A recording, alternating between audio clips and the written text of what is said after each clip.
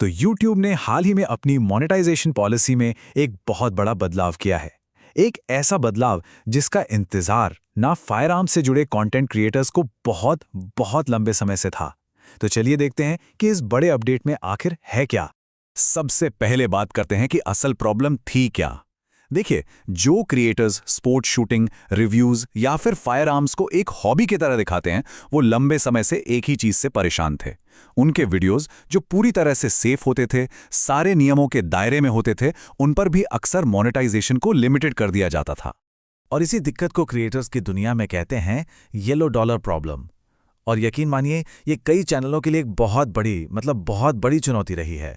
तो सवाल ये है कि ये येलो डॉलर है क्या भला। देखिए, बहुत आसान भाषा में समझते हैं। जब YouTube किसी वीडियो पर एड्स विज्ञापन लिमिटेड कर देता है, तो उस पर येलो डॉलर का साइन आ जाता है और इसका सीधा सीधा असर पड़ता है कमाई पर, जो कि जाहिर है काफी कम हो जाती है।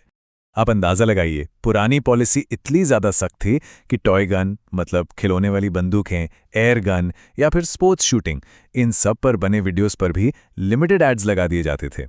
तो जाहिर सी बात है, जो लोग इसे सिर्फ एक हॉबी के तौर पर कंटेंट बना रहे थे, वो बहुत निराश थे।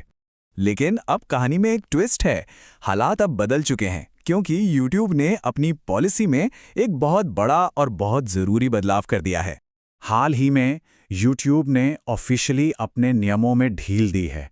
इसका मतलब यह है कि फायर आर्म से जुड़ा जो कंटेंट है, उसके लिए एडवर्टाइज़र फ्रेंडली पॉलिसी अब पहले से कहीं ज़्यादा आसान हो गई है।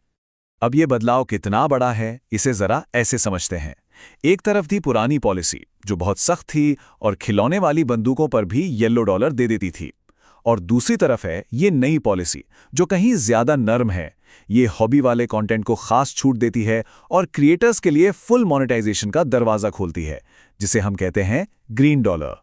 तो अब अगला सवाल ये है कि फुल मोनेटाइजेशन पाने के लिए, क्वालिफाई करने के लिए शर्तें क्या हैं? सीधा सीधा सवाल ये है कि अब ग्रीन डॉलर मिलेगा किसे, कौन कौन से कंटेंट पर। चलिए फटाफट देखते हैं। तो YouTube ने एकदम साफ कर दिया है। 3 ऐसी कैटेगरीज हैं जिन्हें अब फुल मोनेटाइजेशन मिल सकता है।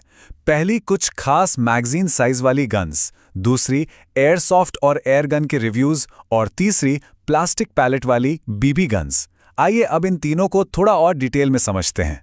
तो सबसे पहला नियम जुड़ा है मैगजीन के साइज से। रूल ये है कि अगर वीडियो में जो गन दिखाई जा रही है, उसकी मैगजीन की कैपेसिटी 30 राउंड से कम है, तो बस उस पर अब लिमिटेड एड्स नहीं लगेंगे। वो वीडियो पूरी तरह से मोनेटाइज हो सकता है। अब आते हैं दूसरी खुशखबरी पर, और ये हैं एयर गन और एयरसॉफ्ट के शौकीनों के लिए। अब से इन गन्स के रिव्यूज या इनसे जुड़े किसी भी वीडियो को एडवर्टाइजर फ्रेंडली माना जाएगा, फुल कमाई। और लिस्ट में तीसरी और आखिरी कैटेगरी है बीबी गन्स की। लेकिन यहां एक बात ध्यान रखने वाली है, ये उन बीबी गन्स की बात हो रही है जिनमें प्लास्टिक पैलेट का इस्तेमाल होता है। तो ऐसे वीडियोस पर से भी अब लिमिटेड एड्स की पाबंदी हट गई है। तो इन सारे बदलावों का क्रिएटर्स के लिए असली मतलब क्या निकलता है?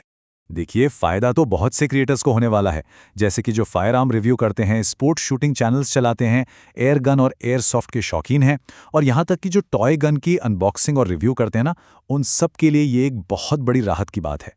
तो कुल मिलाके बात यह है कि इन सभी क्रिएटर्स के लिए जो येलो डॉलर वाली सिरदर्दी थी ना, वो अब खत्म हो जाएगी। अब उनकी मेहनत का फल सीधा ग्रीन डॉलर के रूप में मिलेगा।